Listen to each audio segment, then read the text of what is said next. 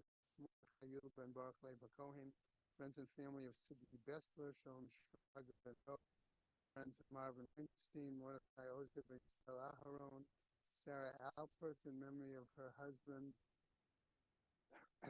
Harav Tzvi Lipa ben Hillel, Rexford friends of Maddie Friedman, Mindel Miriam Bat Kalman Ruvain, Bella and David Adler in memory of her father Eliyahu ben Yosef Kohen, friends of Honey Chaifetz, Kana Shoshana Bat Yuze, A Month of Learning by Susan and Ruben Podolsky, in memory of her mother Chaya Bat Abraham Dog, Michael and Judith Poretsky in memory of his mother Rachel Bat Abraham, Jack Gilman in memory of his brothers Zev Yosef ben Yitzchak, Karen and Melvin Haller in memory of her father Yosef Eliezer ben Tzvi Hirsch, Barbara Stern in memory of her brother Yisrael Abraham ben David Matka, Sonia and Bernie Kurtz in memory of their dear friend Honey Chaifetz.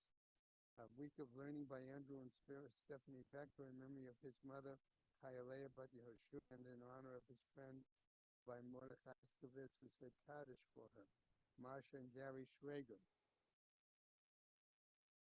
In memory of her father Shmuel ben Meir, Malki and Rabbi Dr. Yankee Honig in memory of her aunt Emma Adel Bat Shimon.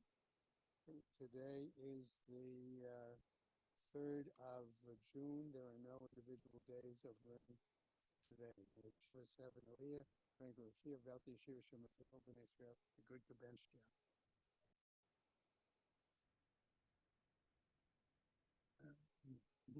Listen, we are outside of Hammer Days. 1, 2, 3, 4, 5, 6, 7 lines from the bottom. About it. Yesterday, we're going to put together a few things we learned yesterday and have a new limit. Yesterday, we basically came to the conclusion that in order to have the exemption of the owner working for the watchman, he only has to work for him at the time of the taking on of the loan, but it doesn't feel at the time of the accident. Today, we also remember we had an argument earlier whether when the Torah lists two things, are they both a prerequisite or are they one? So one opinion is that they're always both prerequisite unless the Torah splits them up. The other way is the opposite. It's always either one unless the Torah puts two together. So today we're going to put those two arguments together, those two things together, and justify again, according to both arguments, the way we learn from Rashi, the way the Rashi accepts, not that it rejects. We're going to, according to both ways, both of those ways will have a way to. Both of those ways will be a way to. I just have to pay that. I apologize. One second, she's leaving. 1 second. Make sure she's here.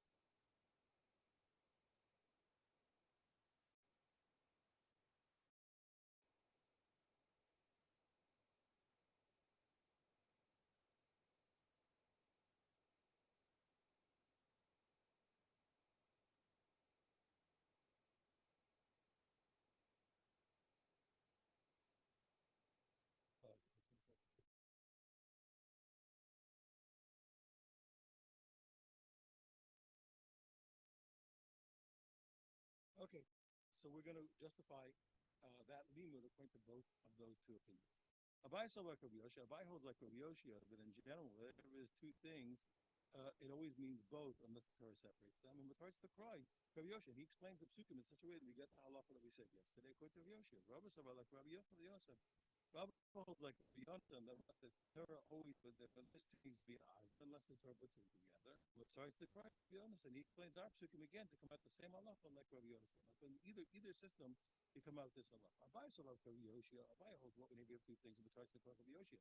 He holds what two things are always two things unless the Torah separates them. Balun, now what the pasuk said, but you have to be careful. The pasuk says when a guy will borrow something from his friend, and it breaks a limb or dies. So you see, if the accident and the borrowing are put together, right? He borrows and there's an accident. So then it says, Balav Eini Moshe is not working for him, he has to pay. Time of the Lester It has to be what? That the owner is not working with them for either of them. Because we always put two things together. If he's working for one, not working with the other, Potter be exempt. On the other hand, it says the other pasuk says right after that it says if the owner is working for him, he doesn't pay. Time or what? It must be what that the owner is working by both of them. But if he's working for one and not working for one, the chayav is obligated. So he has to pay. So now I have a very strange thing. I have two contradictory inferences. One inference is one inference says that if you're working for him by one, it's good, and one says if you're working for him by one, it's not good. So what is it? If you're working for him by one, he's exempt. If you're working by one, he's not exempt. It must be one of the two things and not the other. So therefore, you say what? The Malachah teaches you. It's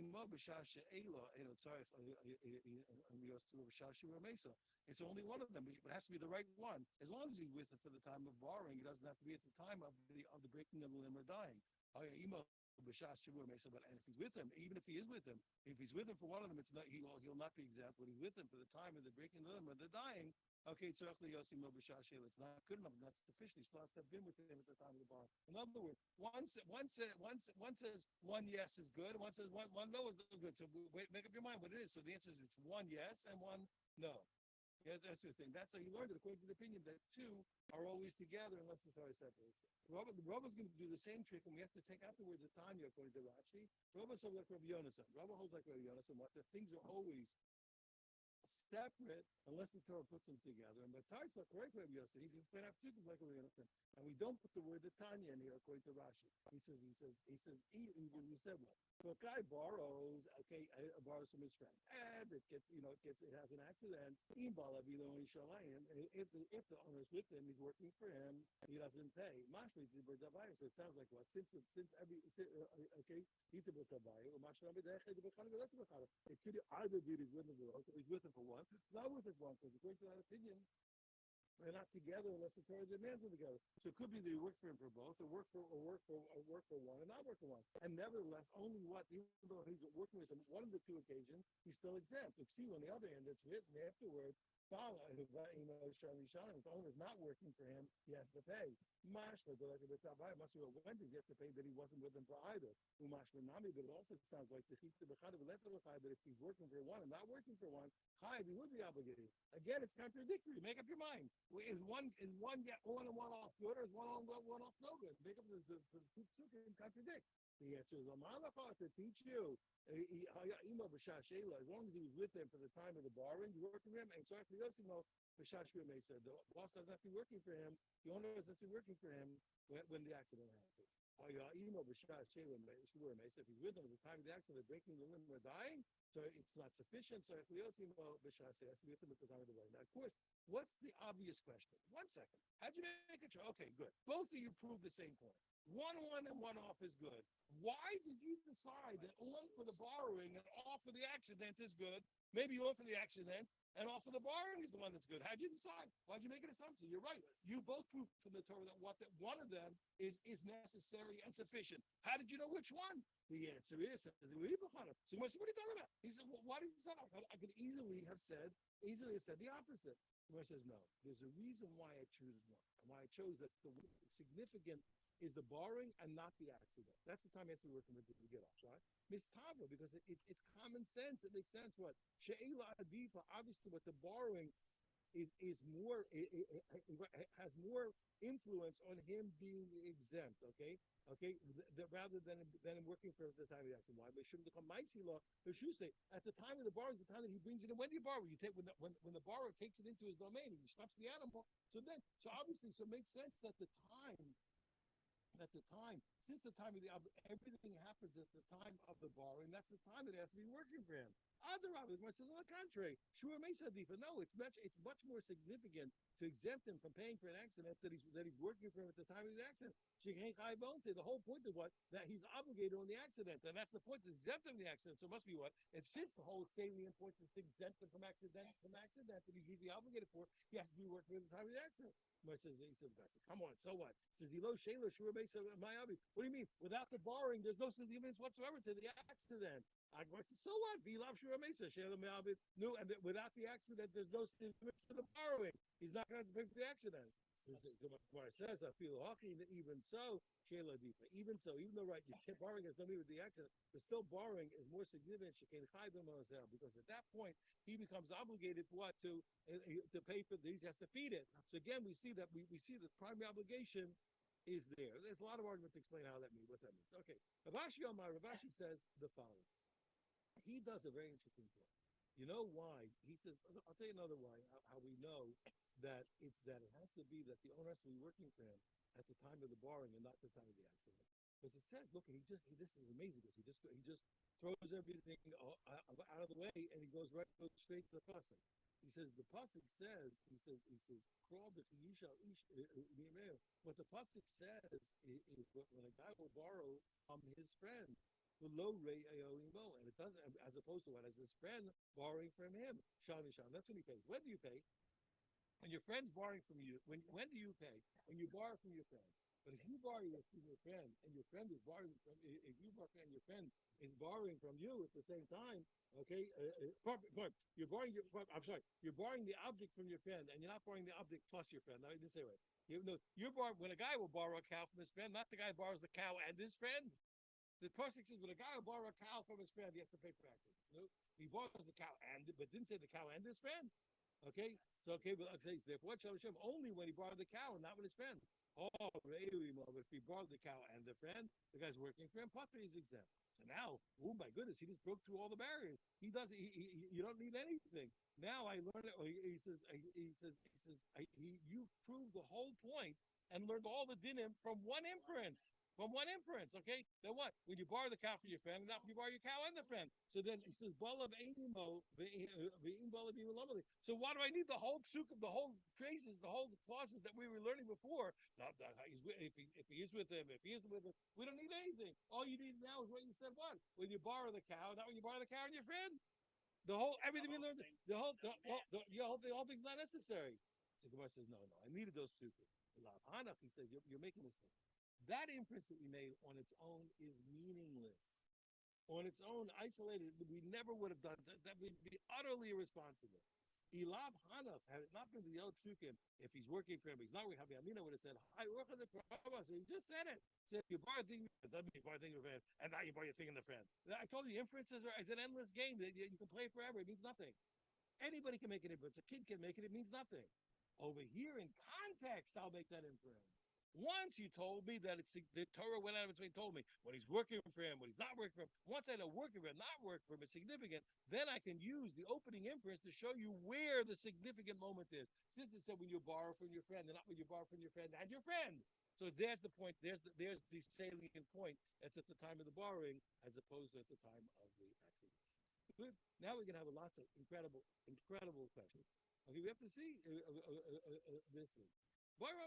He has the following query. Shalom Rabba, a guy borrows a cow, he's going to live with it. Mau, okay, what's the rule? Is he really obligated like a borrower on accidents? The Shaili Inshabina, does he have to be like what? The way people borrow. People don't borrow for this reason. That's normal. People borrow for work. Okay, it has to be normal. Oh, Dilma time of mine. No, that's not the reason. The reason why he's obligated to pay the accidents is because he gets pleasure. Okay, what he also gets pleasure, and therefore what he has to pay just like a borrower. Another question. Okay, a guy doesn't want to use. He's getting your animal just to look good. Sometimes the guy, sometimes the person has to show. I have friends here also in Florida. A lot of people have businesses where you have to look wealthy to make the money.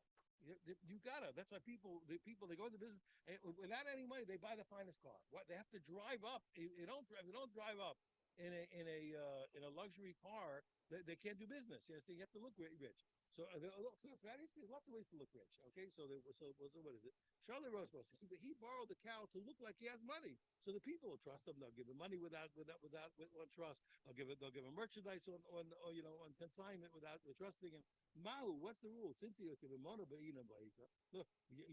borrowed an object that has monetary value. This has monetary value. Oh, do my money. This they have no money.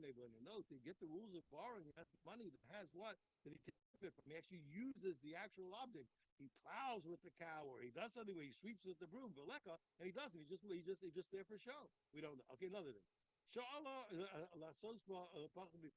Let's say a guy borrowed intending to do work less than one kuta work. Yeah. Mao, what's the rule? Usually what less than a fruit is not considered value. Mamona bina, do we need money? Because it does have monetary value. Okay. Why? Because the animal's worth a penny. The animal that he borrowed is worth a penny. That has significance. But what the work he's going to do It's likely less than a penny. Well, Dilma, Kol Pachad Beputo Lo Klum. He says, no, anytime the benefit is less than a puta, it's nothing. And those, you're right, the cow's worth a penny.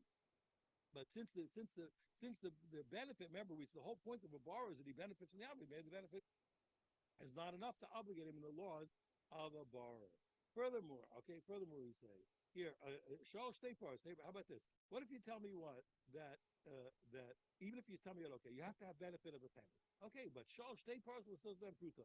Let us say you hire two cows to do a penny's worth of work. Now, okay, you're providing a penny's worth of pleasure, but what's the law? So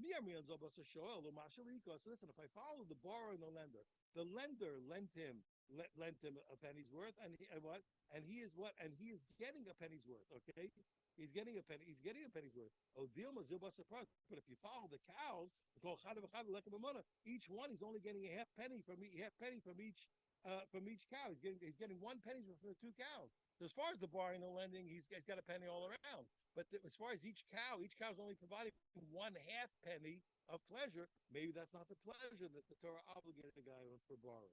Shalom Meshutafim. Let's say you borrow a cow from two partners. Okay, and one of the partners is also working for you for them. Mao, what's the law? I cool it. Now it's only one of two partners, one of two owners. So what? We need all of the owners working for them, and it's only one of them. It's only one. Okay, or maybe no, at least from the half of the. Now, there's two ways to read this. The way that people want to read it, which is, and I admit it's the simple way.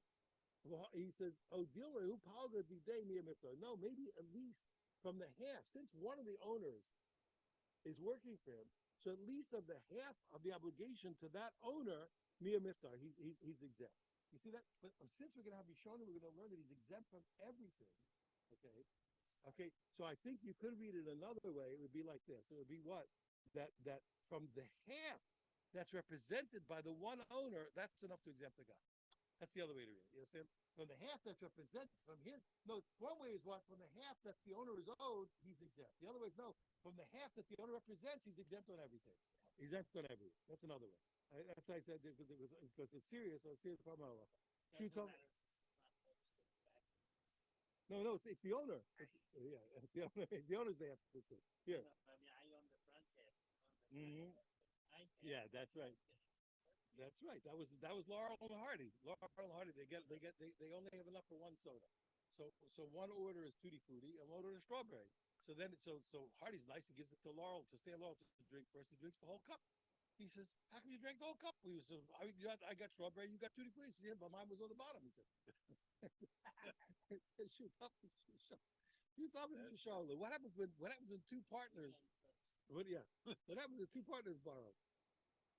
What happens when two partners borrow? Okay, and now, no, two partners borrow, and the owner is working for one of the two partners. He's lent to one of the partners. So only one of the borrowers is getting the boss. Mahu, what's the law? Kula shobin, and do we need what? Do we need that all of the borrower has to have the boss working, and it's only half of the borrower that the boss is working for the leka, so it's not there. Oh, again, maybe again with the half that is working, okay, the half that's working, he's at least exempt. So again, they'd be exempt on at least on the half of the guy who's working, or the half of the guy's work is enough to exempt them from what? From everything. Okay, show me Isha. Now, let's remember Nisemolog. Nisemolog is one of two things. A girl gets married. She has stuff she's not going to write into the ksuba. So the body of the property belongs to her. But the use of property is given to the husband as by decree of the rabbi. Since what? Since every husband is going to redeem his wife if she's taken captive, he has a right to the use of her property. So she owns it. Yeah, she owns the body, and he gets to use it. Okay, and that happens one of two ways. Either she comes into the marriage, doesn't write it, so she inherits it afterwards from her father. Okay, so the husband will get a right to the use of it. And if she dies, he'll get the body. Okay, show me Isha. So let's say a guy borrowed from the woman's property that the husband has right to use of it. Vinishal Bala, okay, Vinishal Bala. And who goes to work for the guy borrows it from the woman, and who goes to work for the borrower, the husband, not the wife. Remember, the husband only has use of it. Isha Shashala, okay? let's say a woman borrowed, in order to what? In order to plow her fields, that she owns the field and the husband gets the use of work.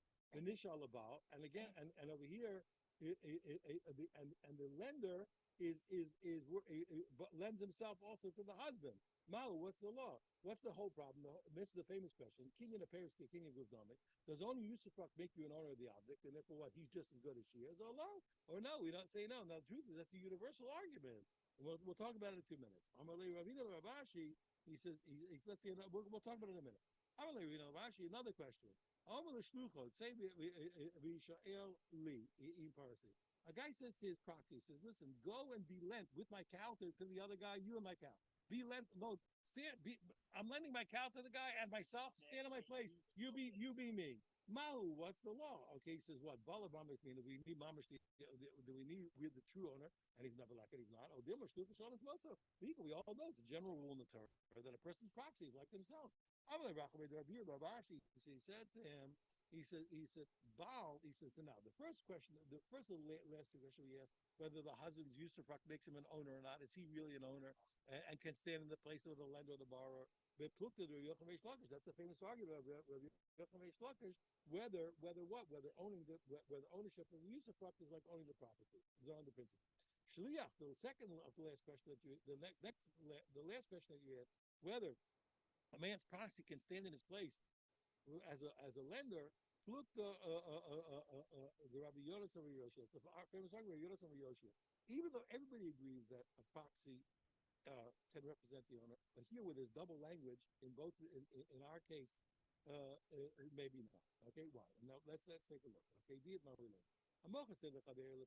person sold the field to his colleague for Yusufak. Here, the Yusufak is yours, and I keep the body of the land. You get the Yusufak. But Yochanan Omer may be the curse. Yochanan says when it comes the time for you have to come to the base of Mindu Bikurim, and you have to make the declaration. I brought what I said from the land, and it says the land that you gave me.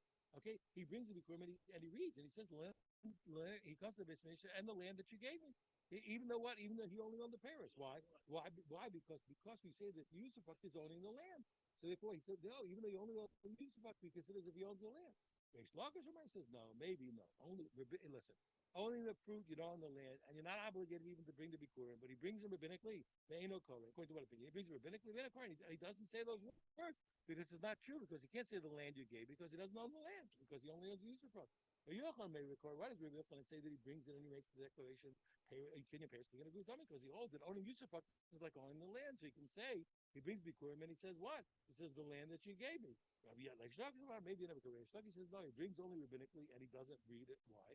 Kinyan Paris, like Kinyan good tummy. So owning the fruit is not like owning the land, and he can't say the land that you gave me. Okay, now. So now what are we going to talk about? Shaliach. Okay, so now let's take now. Let's up to the second case. So first case was what was the famous argument? Yeah, it depends what the husband and the wife depends on what what you hold vis-a-vis what whether you hold the use of practice like the ownership or not. You own the principle. You own the principle, and the husband in both directions can be the wife as a lender or borrower or not, respectively.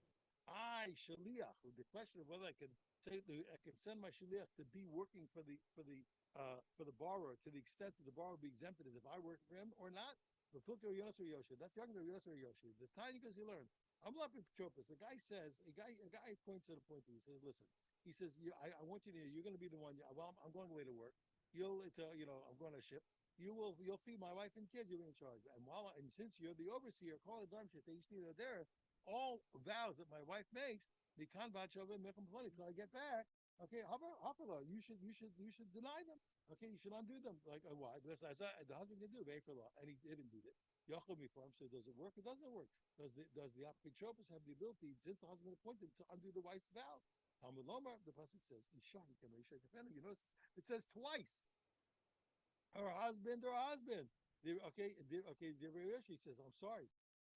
Even though normally a shliach is like a guy, but where it says twice, where the Torah emphasizes husband, shliach doesn't work.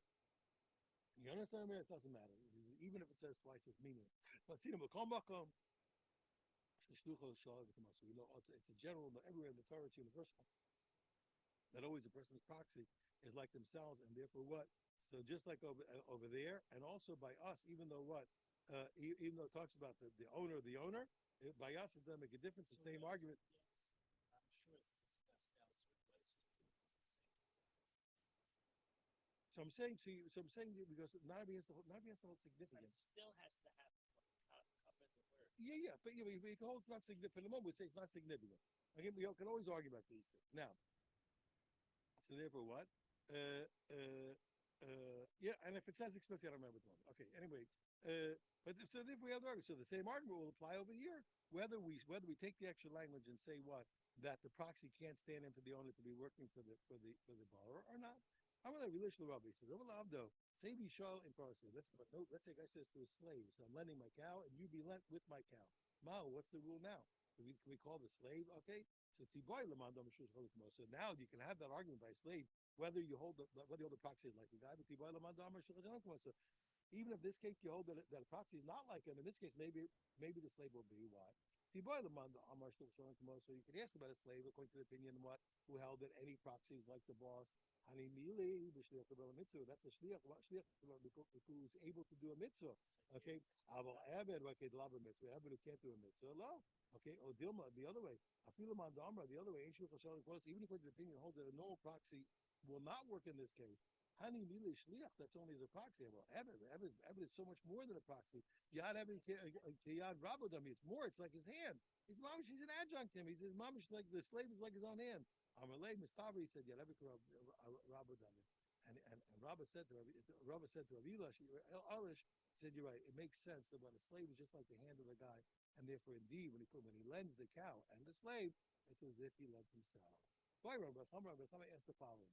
Okay, another question. When a husband, when it comes to his wife's possessions, okay? Also, the same thing. With a husband, when he owns possessions of the wife, he owns the usufruct. What is his rule when as far as what happens to the property? He's going to use that property to make money. Okay, he's going to use the principal to make money. As far as the principal, what is he? Is he a borrower who would be responsible for what? For accidents? Or sokahavi? Or no?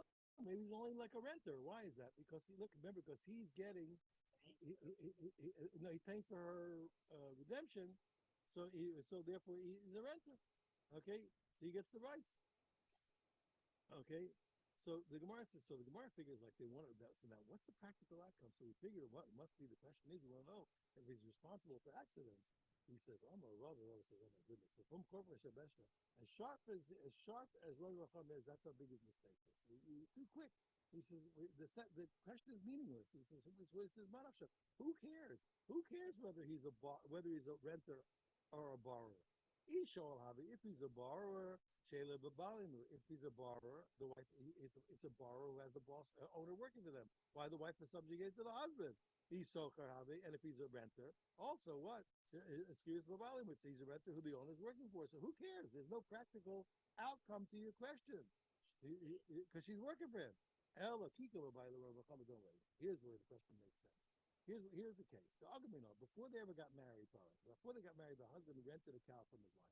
And then he married. Now, what's the point? We're really looking at the marriage as a renegotiation of everything. When they get married, we're going to say it's as if he gave her back, he rented, he gave it back, and renegotiated his use of the cow. So here we say, here we're married. Here's the stuff, right? Here it says, "Show havi or havi." Now, when in that renegotiation, is he a borrower or is he a renter? Okay, show havi. Okay, is he okay?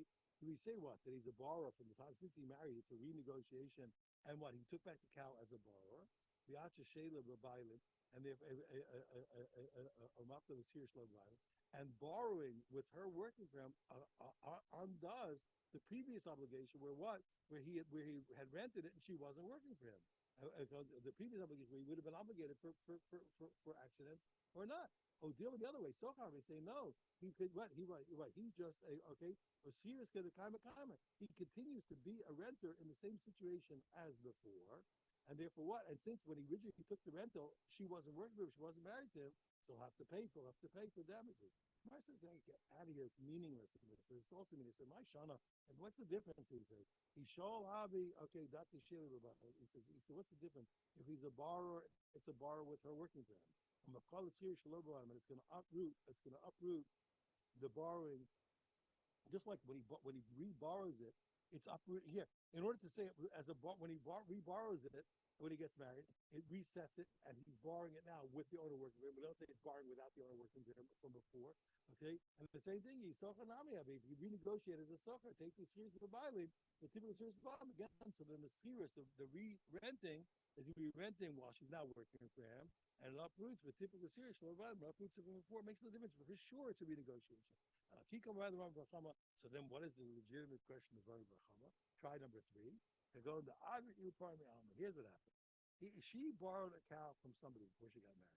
Well, how did that happen? Then she got married. So she gets married, bringing in what? Bringing in a borrowed cow, which he has a right for the whole term of borrowing. He has a right to use it and to get the money out of it.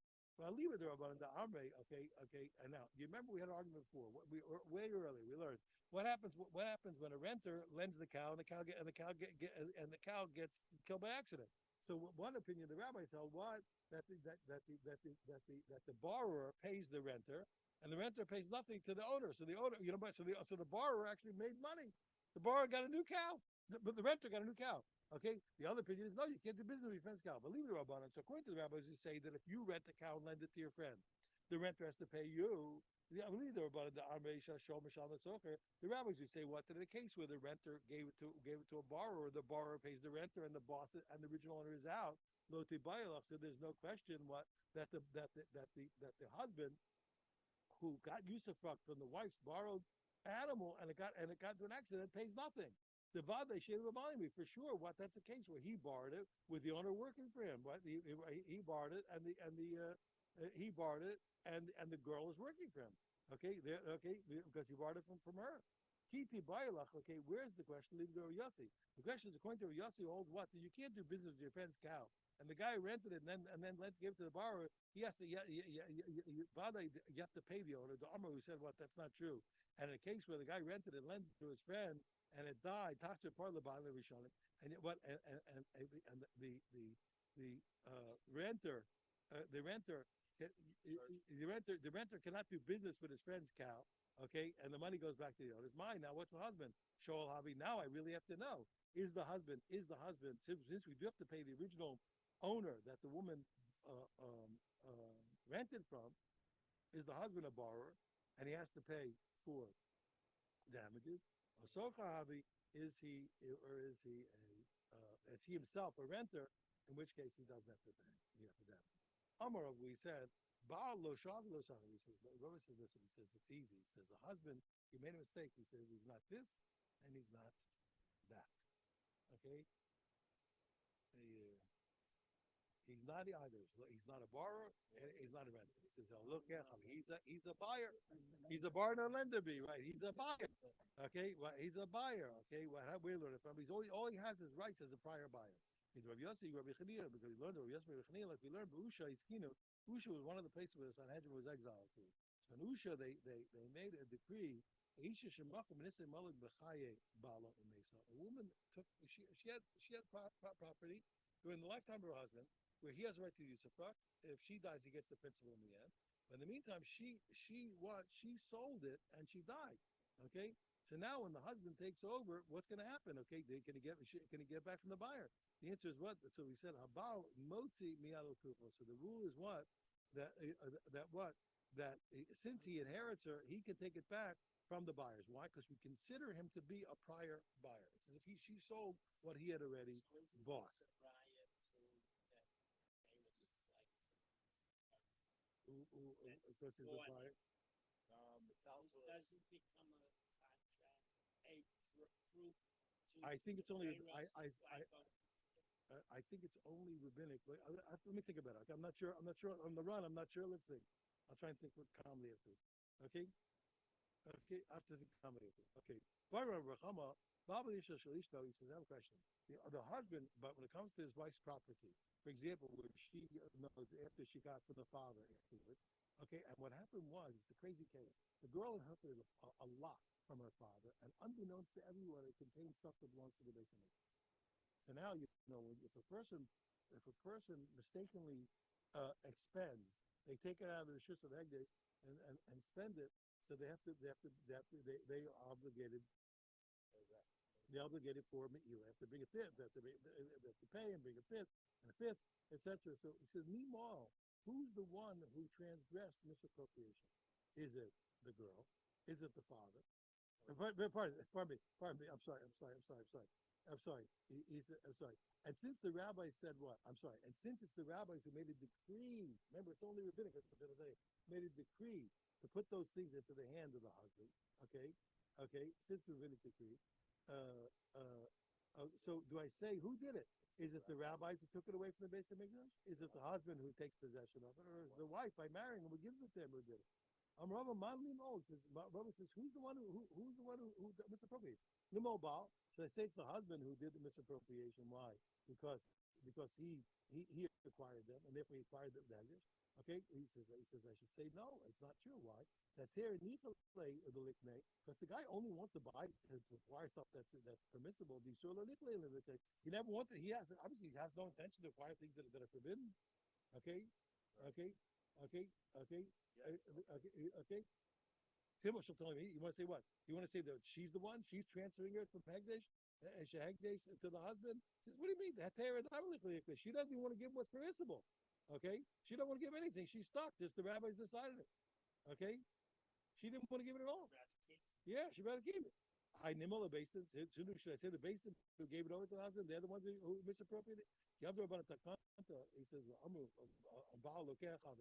when they said, but you make a mistake. When they made the decree in Hushan said that the husband is a buyer, he says, Lateri, they only said what? He's a buyer for things that he's allowed to buy.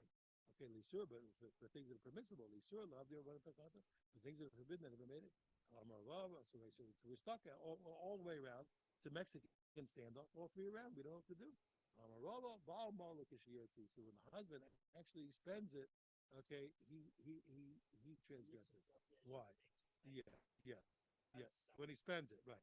Like any other case of what? When a person actually expends Hegdesh into non-Hegdesh by mistake, that's when he has to pay the principal and the fifth and bring an asham.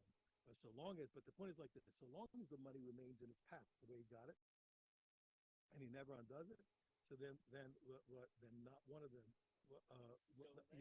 not one of them did. This is exactly what I was just talking about. I agree, it's a good stuff. Everyone have a wonderful day. Everyone. Bye.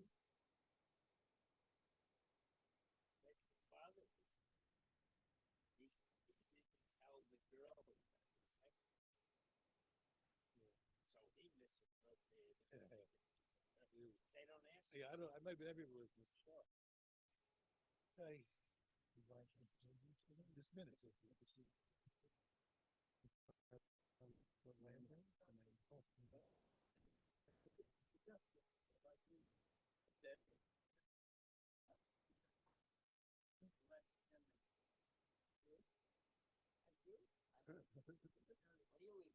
Wednesday. I'm gonna let you and Bob handle all right, the video and the and the. Oh, you're not here next week. Oh.